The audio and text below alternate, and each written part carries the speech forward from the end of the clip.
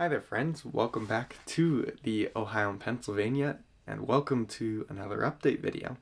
So this update's for the month of November. And to start off, I know I left you guys on a little bit of a cliffhanger last month talking about an exciting extra thing I had coming up. And while that video is not quite done yet, I will share what I was up to. So I was actually down in Dallas-Fort Worth, Texas, for the 2024 DFW Interchange operating weekend. So I actually stumbled into this a little bit. I booked a flight down to Fort Worth to visit a friend of mine, Jack, who lives down there. And 3 weeks later, I was researching one of the other freelance railroads I'm interested in and happened to stumble upon this operating weekend. That was the same weekend I was going down. So I decided to do that, and Jack is also a train buff, so he was up to it.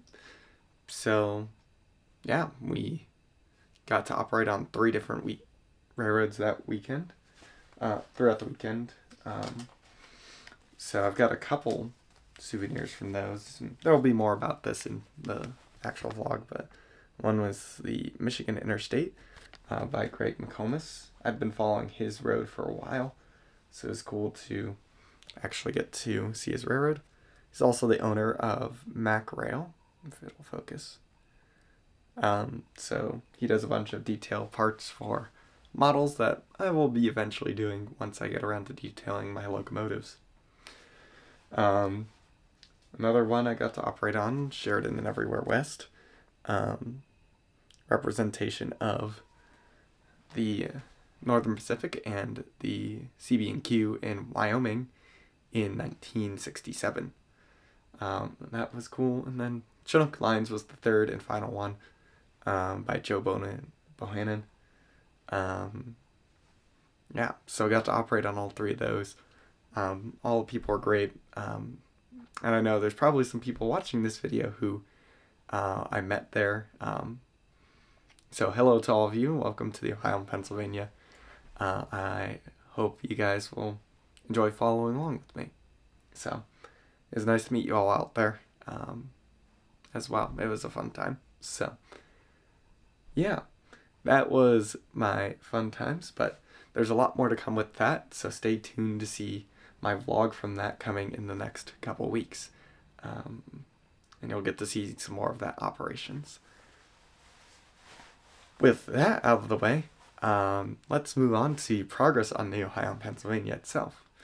To start, let's go take a look at Benchwork and a couple of rolling stock acquisitions that we've been up to this month. Today is the 10th of November. We made some progress today, got the second of the 3 modules fully complete with board on top there. Yeah, so it was a little bit of a struggle, but we've got it done. So just got one more to do once we finish that. So making good progress. Hi there, friends. Welcome back to Ohio and Pennsylvania. Yeah, so it is now the 24th of November, and we have hit a major milestone in our development of the layout. And so as you can see here, there's not 1, we've got 2, and we've got 3. So now all 3 modules for the first section are done. So this was the one we just finished up today. So we did all the bracing here, down there, did some here, did some at the end as well, and did some on, I'll show you over here, this end. So yeah, that one is now done. And Grandpa also had the suggestion of splitting this one in 2, because we still have to lay track down here in this hidden staging. So this one is currently removable. So that marks the completion of Benchwork for Chardon Yard, which is an exciting Let me turn around. There's an exciting point. So as you can see here, I have actually laid down preliminarily this evening the track that will be having in there. I don't have enough straights with me to finish it tonight, but I've got enough to get an idea of how the yard's going to work.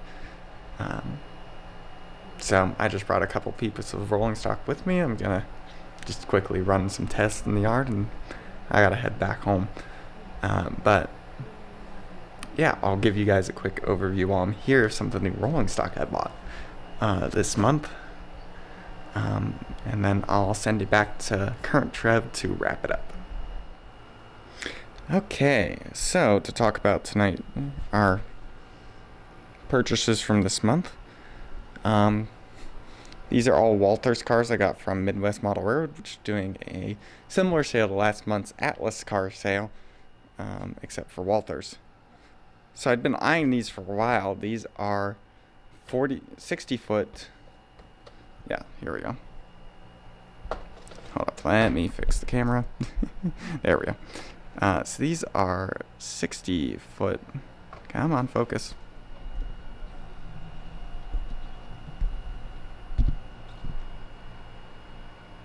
There we go. So these are 60 foot high cube plate F box cars. But the fun thing is they are undecorated. So the hope is when I get around to it, eventually all 4 of these that I bought will be painted into an Ohio, Pennsylvania to be determined freight car scheme. So that's exciting. There are only 6 left, and I don't know when I'm going to see more undecorated freight cars, so I figured I'd pick some up. The other one I have is I bought 2 of these ITLX cars, which are both, here's one in the box. Both these short covered hoppers for come on. There we go. So yeah, they're for sand service. Full focus. It does not like the lighting down here. Fair enough. And that's something we're gonna have to work on in the next couple weeks and months. But yeah, so these are going to be actually right here initially. So this is going to be shipping out sand from Best Sand. They aren't on the railroad. This will be a transload facility. Mine is about 2 miles south. I actually just talked with somebody I knew at a model railroad I help out with in the area, and he said that they're currently shipping by rail to a connection that's much further away, but they send sand down to East Coast golf courses. So my railroad's also going to take advantage of that. So it'll go here. But yeah, so I got 4 of those this month and 2 of these. I might also have another set of rolling stock coming in before the end of the month, but if that's the case, I'll send you back to current Trev, and he will be able to explain what we got. So yeah. Glad to get a couple more pieces of rolling stock. I'll finally have more rolling stock than locomotives, which is good. So, and welcome back, friends. I hope you guys enjoyed that as much as I did. That Chardon Yard is now complete benchwork wise. That was a huge milestone to hit. I am really happy about that one, and I look forward to now being able to put down track and actually start operating stuff, which is great. Again, the reason I adopted the Toma approach to get to this point a little faster. And also just to learn along the way, as this is my first real attempt at making a model railroad. So yeah, I also mentioned in that equipment preview section that I did have some other stuff that was coming. And while, yes, it is now December, it did arrive before the end of the month. So, I'll show what I have. I've got some new cars from Home Shops. If you don't know about Home Shops, they are a producer of freelance model railroad equipment. So I'd actually already gotten some equipment from them back in May, or it was June. So this is one of those cars. This was for the Michigan Interstate, the model railroad I mentioned earlier I got to operate on. And so, yeah, that was pretty cool getting to follow along with his railroad and then operate on it this month. But I got 2 of those back in June. But I followed that up this month with buying another one of the railroads I operated on. So this is the stuff that actually came at the end of the month. So this is from Joe Bohannon's Chinook lines. It's a grain hopper from Prairie Shadows. I actually haven't taken it out of the box yet, so maybe I'll do that for this video before, just to show it off. I have 2 of those. So yeah, I really love Joe's concept for the Chinook lines. I just find it fascinating. And he's a friendly guy too. I really enjoyed talking to him when we were in Fort Worth. So yeah, shout out to you, Joe, if you're watching this video. Appreciate the good discussions we had. Yeah, I look forward to continuing interline service with Chinook, or interchange service, I suppose. So, the other car I got from Home Shops this month was for a different railroad. So here's, we got a steel coil car for the Seaboard Central.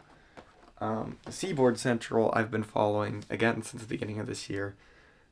Been one of my heavy influences on how I've come about to changing some aspects of the Ohio, Pennsylvania this past year. Yeah, he's got a really great YouTube channel. If you haven't checked him out yet, go click the link that I will post in the card. Go check that out because he is really good. Definitely very much an inspiration to me, and how I run the OMP, because very similar, modern Class 2 regional. So yeah, if you haven't checked him out, highly recommend it. But yeah, glad to be representing a little bit of the Seaboard Central on the Ohio, Pennsylvania. So once we get the trains up and running, you'll start seeing some of these cars come in and out a little bit. So excited to have those on the layout. Well, with that is all I had for this month. A little bit of a quiet month. December's probably going to be even quieter, just because life's been really busy lately. So, hopefully in the new year we'll be able to make a little bit more progress, but I should at least have a short update for December. So I'll see you guys for that. But first I'll see you guys for my vlog of the DFW interchange operating weekend, which should be coming out here in the next couple weeks. So until then, I will see you guys next time. Bye.